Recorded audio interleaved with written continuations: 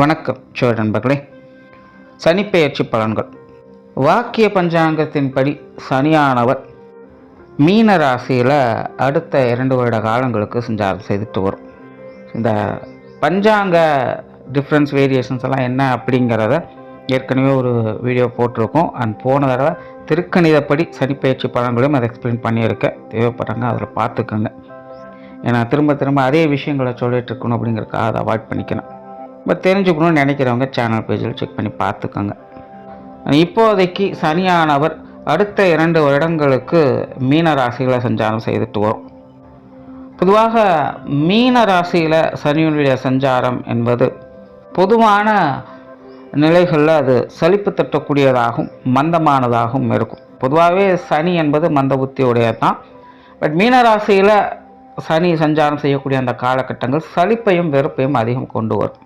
அதனால தான் பொதுவான வாழ்க்கையில் ஆல்ரெடி 1 வருட காலம் அப்படிங்கிறது எல்லாருக்குமே சலிப்பு தட்டக்கூடிய விஷயங்களாக இருந்து என்னதான் எல்லா விஷயங்களும் உங்களுக்கு அடுத்த நிலைகளுக்கு மாறி வந்தாலும் கூட சென்டர் ஆஃப் கிராவிட்டி அப்படிங்கிற மாதிரி திரும்ப வெறுப்பும் சலிப்பும் ஏதோ ஒரு வகையில் எல்லாருக்குள்ளேயும் நுழைஞ்சிருது. அதை அவாய்ட் பண்ணுற முடியறதில்ல, ஒதுக்கவும் முடியறதில்ல. ஏதோ மற்ற கிரகங்களுடைய நிலைகளாலும் பலத்தாலும் தான் என்னதான் வாழ்க்கை சலிப்பு தட்டக்கூடியதாக இருந்தாலும் சில ஆட்டப்பாட்டம் கொண்டாட்டங்களையும் அங்கங்கே பார்த்துக்கிட்டு வரும். ஒருவேளை அதுவும் கை கொடுக்கல அப்படின்னா டோட்டலாகவே எல்லாமே டம்ப் ஆகிடும். ஸோ மற்ற கிரகங்களுடைய நிலைகள் உண்மையிலே ஓரளவுக்கு எல்லாமே கை கொடுத்துட்டு வந்துட்டு தான் இருக்குது. அதுலேயும் இந்த 2026 குரு பேச்சு இருக்குது. இந்த குரு உச்சகதியும் அடைகிறாங்க. இங்கே சனியும் குருவும் நவபஞ்சம யோகத்தில் செயல்பட்டு வருவாங்க. இந்த யோகத்தினால சனியினுடைய இந்த மாதிரியான மந்த நிலைகள், சலிப்பு தட்டக்கூடிய விஷயங்கள் இதெல்லாமே கொஞ்சம் சரியாகும். அதனால தான் 2026 வருடம் அப்படிங்கிறது ஓரளவுக்கு நல்ல விஷயங்களை சொல்ல முடியுது. அதுலேயும் 2026 பிற்பகுதிகளும் சனியினுடைய 2027 முற்பகுதிகளும் சாதகமான நிலைகளில் வேலை செய்யும். அதுலேயும் 2026 வருடம் ஆரம்ப காலகட்டத்திலே பார்த்திங்கன்னா சனி தன்னுடைய சொந்த நட்சத்திரத்தில் உத்திரட்டாதி நட்சத்திரத்தில் சஞ்சாரம் செய்துட்டு வரும். ஸோ இதுவும் ஒரு ப்ளஸ்ஸாக தான் இருக்குது. அதனால் அந்த 2025 இருந்த மாதிரியான டிப்ரெஷன், டென்ஷன், பயம் போன்ற விஷயங்கள்லாம் இருக்காது. அது சனியினால் அந்த தொந்தரவுகள் அப்படிங்கிற பெருமளவில் பாதிக்கப்படாது. அதனால் இந்த சனிப்பெயர்ச்சி மிச்சம் இருக்கக்கூடிய 2 வருட காலங்கள் அப்படிங்கிறது சனியினால் பாதிப்புகள் அப்படிங்கிறது குறைவாகத்தான் இருக்குது. இதனால் எல்லா ராசிகளுக்குமே இந்த சனியினுடைய நிலை அப்படிங்கிறது ஓரளவுக்காவது சாதகமான நிலைகளாக தான் வேலை செஞ்சுட்டு இருக்கும். சுருக்கமாக சொன்னால் சனியை பொறுத்த வரைக்கும் அடுத்த 2 வருட காலங்கள் கண்டிப்பு அப்படிங்கிறது இருக்கும், தண்டிப்பு அப்படிங்கிறது இருக்காது. அதனால் இந்த சனி பயிற்சியை பொறுத்த வரைக்கும் ஒரு சாதகமான பயிற்சி அப்படின்னு பொதுவான வகையில் எடுத்துக்கலாம்.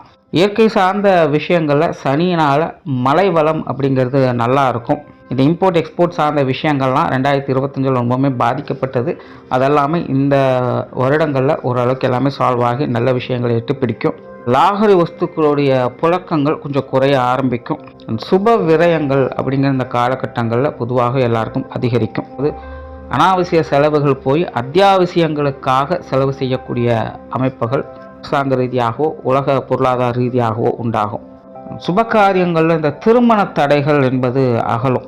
அதெல்லாம் தனக்கெல்லாம் இனிமேல் திருமணமே நடக்காது அப்படின்னு நினச்சவங்களுக்கு கூட திருமண பந்தத்தை ஏற்படுத்தி கொடுக்கும். திருமண தோஷம் ஏதாவது இருக்குது அப்படின்னா அதற்கான பரிகாரங்களை செஞ்சுட்டு வாங்க. கண்டிப்பாக இந்த காலகட்டங்கள் ஏதோ ஒரு வகையில் நன்மைகளை சேர்க்கும். அப்புறம் இந்த சொத்து சுகங்கள், இந்த அசட் ரீதியான விஷயங்களும் கல்வி ரீதியான விஷயங்களும் நிறைய மாற்றங்கள் ஏற்படக்கூடிய ஒரு காலகட்டமாகவும் இருக்கும். இது ஃப்யூச்சரில் நல்ல வளர்ச்சியை கொடுக்கக்கூடிய நிலைகளில் அந்த மாற்றங்களானது ஏற்படும். ஸோ இந்த சனிப்பெயர்ச்சியை பொறுத்த வரைக்கும் பெரும்பாலும் பொதுவான வகையிலேயே நல்ல விஷயங்களையே சொல்ல முடியுது. பட் சனியை பொறுத்த வரைக்கும் எப்போவுமே பொறுமை தான் பெருமை சேர்க்கும். அதனால் நிதானமாக படிப்படியாக நல்ல விஷயங்கள் அப்படிங்கிறது ஒன்றாக வந்து சேரும். இனி அடுத்தது உங்களுடைய ராசி மற்றும் லக்னங்களுக்கு இது என்ன மாதிரியான மாற்றங்களையும் என்ன மாதிரியான சாதக பாதகமான பலன்களை கொடுக்குது அப்படிங்கிறத பற்றி பார்க்கலாம். நீங்கள் சொல்லக்கூடிய விஷயங்கள் எல்லாமே ராசி ரீதியாகவும் பொருந்தும், லக்ன ரீதியாகவும் முழுமையாக பொருந்தும். இனி மேற்கொண்டு உங்களுக்கான பலன்கள் பார்க்கலாம். ரிஷப ராசி, ரிஷப லக்னம். ரிஷபத்தை பொறுத்த வரைக்கும் சனியானது ராசிக்கு 11ஆம் இடத்துல சஞ்சாரம் செய்துட்டு வரும். பொதுவாக லாபஸ்தானத்தில் எந்த ஒரு கிரகங்கள் இருந்தாலும் அது நன்மையை தான் செய்யும்.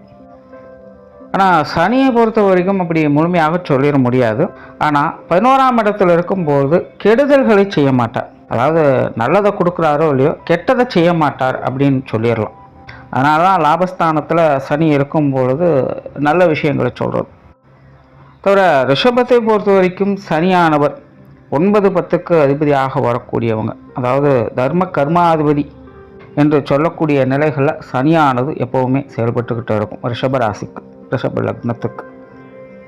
ஸோ இப்போது அந்த நிலை கிரகமானது உங்களுடைய லாபஸ்தானத்தில் செஞ்சுட்டு வரக்கூடிய காலகட்டம் அப்படிங்கிறது கண்டிப்பாக உங்களுக்கான சாதக காலகட்டம் அப்படின்னு சொல்லிடுறோம். அதனால் ரிஷபராசி ரிஷப லக்னத்தை பொறுத்த வரைக்கும் ராசி ரீதியாகவும் லக்ன ரீதியாகவும் சனியினால் எந்த ஒரு கெடு பலன்களும் கிடையாது. எல்லாமே நல்லபடியாகத்தான் இருந்துக்கிட்டு இருக்குது. ஆனால் இப்போது இருக்கக்கூடிய இந்த கிரக அமைப்புகளானது பொதுவான வகையில் உலகளாவிய வகையில் ஒரு மந்த நிலையை அது ஏற்படுத்திக்கிட்டு இருக்குது. அதனால தான் இந்த ரிஷபராசி ரிஷப லக்னக்காரங்களுக்குலாம் ஒரு மாதிரியான மந்தமான நிலை அப்படிங்கிறது காணப்படுது. இது உலகளாவிய வகையில் இருக்கிறதுனால இது எல்லாருமே ஃபேஸ் பண்ணக்கூடிய விஷயங்கள் தான். ஜோதிட ரீதியாக இது மற்ற ராசி லக்னக்காரங்க ரொம்ப அதிகமாக ஃபேஸ் பண்ணிகிட்டு இருப்பாங்க. ஆனால் ரிஷபராசி ரிஷப லக்னம் அப்படிங்கும்போது இந்த பாதிப்புகள் அப்படிங்கிறது அவங்களுக்கு பெரிய அளவில் தாக்கத்தை ஏற்படுத்துறது இல்லை. எப்படியும் எல்லா விஷயங்களும் ஸ்டெபிலைஸ் பண்ணிவிட்டு சுமூகமாக அமைதியாக இருக்கிறதாவது பார்த்துட்டு வந்துடுறாங்க.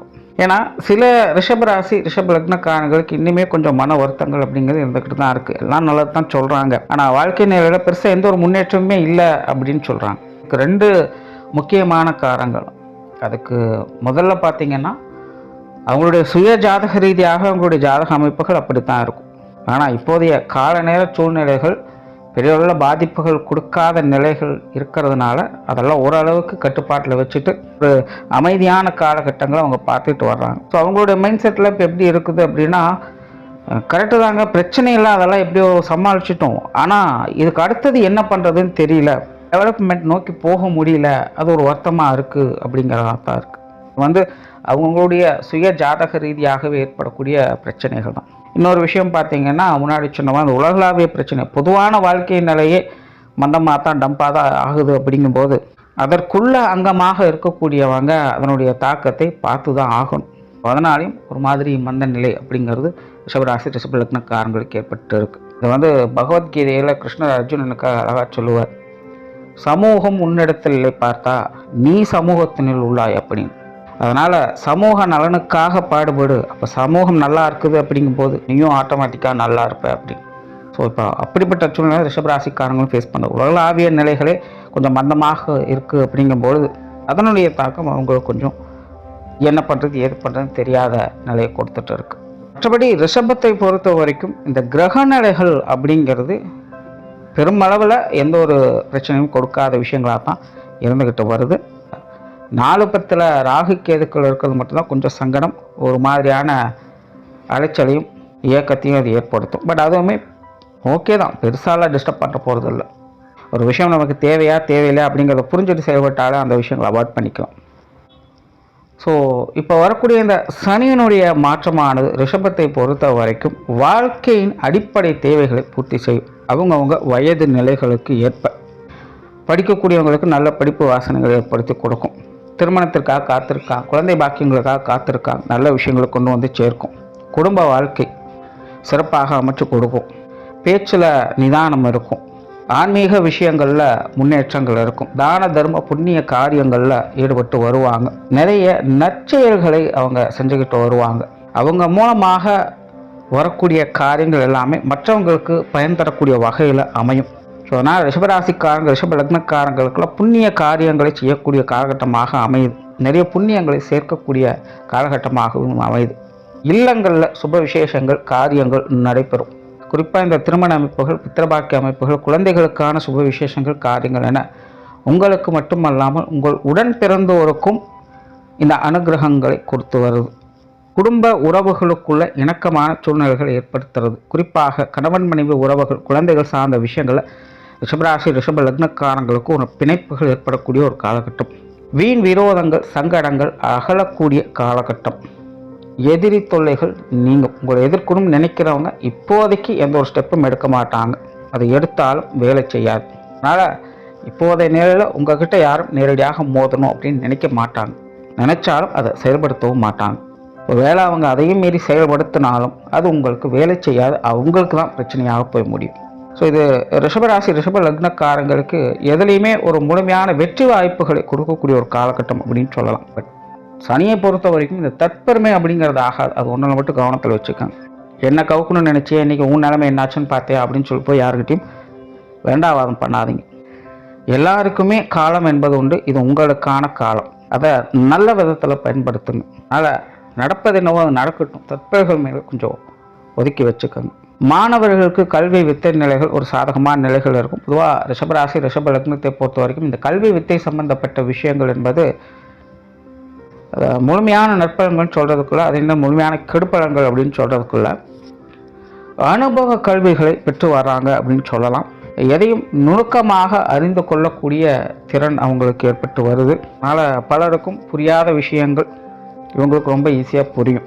அதனால் தனிப்பட்ட முறைகளை ரிஷபராசி ரிஷப லக்னக்காரங்களுக்கு கல்வி வித்தைகளில் திறன் பெறக்கூடிய காலகட்டம் அப்படின்னு சொல்லலாம். பட் அதை வச்சு வெளி இடங்களில் அவங்களுக்கான அங்கீகாரம் அந்தஸ்து போன்ற விஷயங்களை கிடைக்க பெறணும் அப்படிங்கும்போது அதில் தடை தாமதங்கள் அப்படிங்கிற நிச்சயமாக இருக்கும். அது டைமுக்கு தகுந்த மாதிரி, இடத்துக்கு தகுந்த மாதிரி மாணவர்கள் பார்த்து செயல்பட்டுருக்காங்க. ஆனால் உங்களுடைய திறமைகள் வளரக்கூடிய ஒரு காலகட்டம் தான் இது. தொழில், வேலை, உத்தியோகம் சம்பந்தப்பட்ட விஷயங்கள் சிறப்பான விஷயங்களை பார்க்கலாம். ஆரம்பத்தில் சொன்ன மாதிரி ஜாதக ரீதியாக யாருக்காவது குறைபாடுகள் இருக்குது அப்படின்னா தான் கொஞ்சம் பிரச்சனைகள் கொடுக்குமே இல்லாமல் பொதுவான வகையில் ரிஷபராசி ரிஷப லக்னக்காரங்களுக்கு தொழில், வேலை, உத்தியோகமாக சாதகமான பலன்களையே பார்த்து வருவாங்க. முன்னேற்றமான நிலைகளையும் அவங்க பார்த்துட்டு வருவாங்க. பொருளாதார நிலைகள் சிறப்பாகவே இருக்கும் அப்படின்னு சொல்லலாம். சுப விரயங்கள் அதிகமாகக்கூடிய காலகட்டமாகவும் இருக்கும். இந்த கடன் சம்பந்தப்பட்ட விஷயங்கள் கூட ரிஷபராசி ரிஷப லக்னக்காரங்களுக்கு சாதகமாக தான் இருக்குது. சிலரெல்லாம் அந்த கடன் வாங்கி சில விஷயங்களை செய்யணும் அப்படின்னு நினைப்பாங்க. அதற்கான முயற்சிகளும் நல்ல பலன்களையே கொடுக்கும். பட் கொஞ்சம் ஷார்ட் டைமாக அதெல்லாம் பார்த்துக்கோங்க. ரொம்ப லாங் டைமுக்கு அதை இழுக்காதீங்க. ஏன்னா அடுத்தது 7 சனி ரிஷபராசிக்கு தான் ஆரம்பிக்கும். அதனால் ஒரு ஷார்ட் டைம் பீரியடுக்குள்ளே இந்த கடன் சார்ந்த விஷயங்கள்லாம் உங்களுக்கு சாதகமாக இருக்கும். அதுக்கு தகுந்த மாதிரி எல்லாத்தையும் கஸ்டமைஸ் பண்ணிக்கோங்க. அதே போல் உடன்பிறப்புகள் வகையில் சின்ன சின்ன மனஸ்தாபங்கள் போக தான் செய்யும். அதை பெருசுபடுத்திக்காதீங்க. அதே போல் நண்பர்கள், உறவினர்கள் எல்லாமே பட்டும்படாமலும் தான் இருப்பாங்க. ஸோ அந்த விஷயங்களையும் சங்கடங்கள் பெருபடுத்தாமல் இருப்பது நல்லது. ஸோ ஓவராலாக இந்த சனியினுடைய மாற்றம் என்பது ரிஷபராசி ரிஷப லக்னத்தை பொறுத்த வரைக்கும் உங்களுடைய தனிப்பட்ட வாழ்வின் வளர்ச்சிக்காக ஆதாய அனுகூலங்களை கொடுக்கக்கூடிய ஒரு மாற்றமாக அமையும். நன்றி, வணக்கம், வாழ்க வளமுடன்.